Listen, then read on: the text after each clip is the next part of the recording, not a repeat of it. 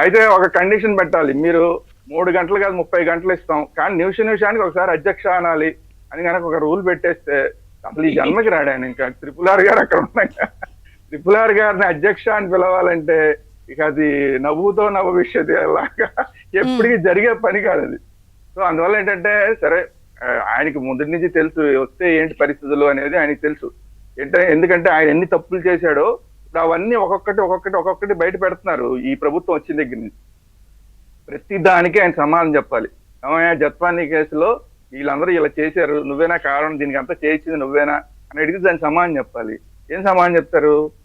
అట్లాగే ఇది చర్చకొచ్చింది ఒకటి కాదు, ఇప్పుడు ప్రతిదానికి ఇప్పుడు ఆఖరికి సోషల్ మీడియా మీద ఆ సోషల్ మీడియాలో పెట్టిన వాళ్ళు ఎవరిని అరెస్ట్ చేసినా కూడా దానికి ఏం చెప్తున్నారు, మాకు పలానా వాళ్ళు ఎవరో రాఘవరెడ్డి చెప్పాడండి. రాఘవరెడ్డి రాఘవరెడ్డికి